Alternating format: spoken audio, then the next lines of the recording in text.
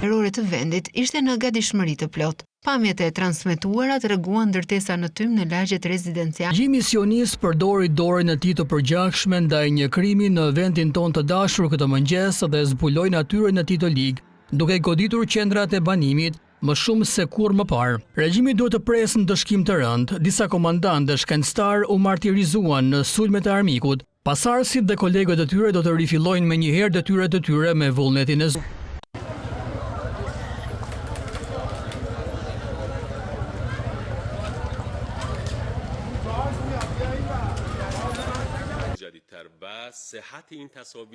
Moments ago, Israel launched Operation Rising Lion, a targeted military operation to roll back the Iranian threat to Israel's very survival. Pak qaste më parë Izraeli nisi operacionin Luani në ngritje, një operacion ushtarak I synuar për të gjithsa të jetë nevojshme për të larguar këtë kërcënim. Rising Lion, a targeted military operation to roll back the Iranian threat to Israel's very survival.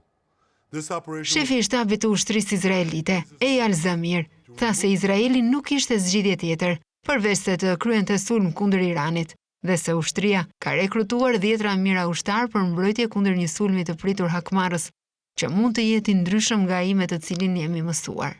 For as many days as it takes to remove this threat. צה"ל יצא הלילה למבצע עם כלבי לתקיפת האיומים האסטרטגיים של איראן על מדינת ישראל.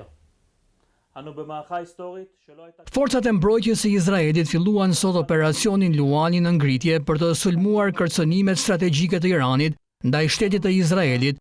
Ne jemi në një fushat historike ndryshe nga çdo tjetër. Kjo është një fushat kritike për të parandaluar një kërcënim ekzistencial nga një armik që kërkon të na shkatërrojë. Ne nisëm këtë sulm sepse ka ardhur koha. Jemi në pikën pakthim. Nuk duhet të presim një moment tjetër për të vepruar. Nuk kemi zgjidhje tjetër.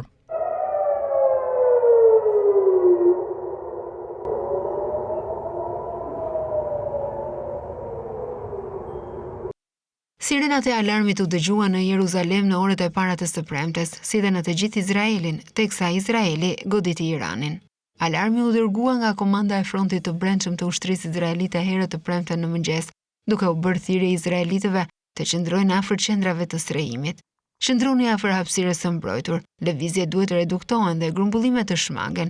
Kur merrni një paralajmërim, duhet të hyni në një zonë të mbrojtur dhe të qëndroni atje derisa të u vi një mesazh I ri. Komanda e frontit të brendshëm, udhëzime për shpëtimin e jetës, thuhet në një prej mesazheve që ju dërgua izraelitëve. Izraelitët në Tel Aviv nxituan drejt supermarketeve lokale të premten pas alarmeve kombëtare që paralajmëronin për një sulm të afërt. I woke up by the alarm and couldn't back to sleep, so I thought let's get some supplies in case anything happens. Got some water, some basic food for the family. U zgjova nga alarmi dhe nuk munda të flija përsëri, kështu që mendova të merrnim disa furnizime në rast se ndodh diçka. Të merrnim pak ujë, disa ushqime bazë për familjen, sidoqoftë shpresoj që gjithçka të qetësohet. Duam paqe për çdo rast, dua që familja të jetë e sigurt. Kemi dhomat e strehimit. Jemi të gjithë mirë për çdo gjë që ndodh.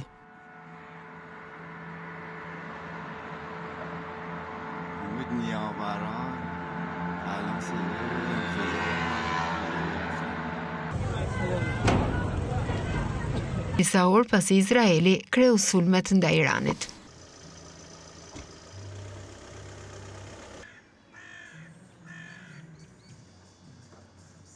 U zgjova shumë herë dhe dëgjova se ushtria izraelite sulmoi Iranin dhe jam shumë e lumtur për këtë. Ne po e presim një gjë të tillë. I dua të gjithë ushtarët e forcave ajrore izraelite. Kam qenë vetë në ushtri para shumë vitesh. Uroj që ushtria izraelite të ketë sukses në këtë sulm. Ne jemi të fortë, ne do të jemi këtu. Është vendi ynë. Ne e duam Amerikën, e duam Trumpin dhe uroj gjithë të mirat për ushtrinë izraelite. Zoti është gjithmonë me ne. Am Israel Chai, we are strong, we will be here, it's our country, we love America, USA, we love Trump, and all the best for the Israeli army, and God will... Spitalet izraelite përgatitën objektet e tyre nëntoksore pas sulmeve në Iran. Në një video të shpërndar nga Spitali Kryesor I Haifës, Rambam, Stafi i spitalit shihet duke shpërndar dhe duke instaluar pajisje mjekësore në një zonë të gjerë parkimi në toksor. Izraeli mbylli pikat e kontrollit në bregun perëndimor të premten, pasi kreu sulmet ndaj Iranit. Sulmi i Izraelit ndaj Iranit synon sabotimin e diplomacisë, tha Negar Mortazavi, bashkëpunëtore e lartë në Qendrën për Politikë Ndërkombëtare, në një intervistë për Reuters. Iran is that they're going to hit even harder and more by the Israelis. So not retaliating would embolden. Iranianët nuk kanë shumë mundësi të mira përpara tyre. Nëse nuk hakmerren kundër kësaj, frika në Iran është se do të goditen edhe më fort nga izraelitët. Mos hakmarrja do t'i trimërojë izraelitët. Në të njëjtën kohë, ata e kuptojnë se ky është një karrem nga izraelitët, sepse gjëja kryesore që ata janë përpjekur të ndalojnë është diplomacia midis SBA-s dhe Iranit.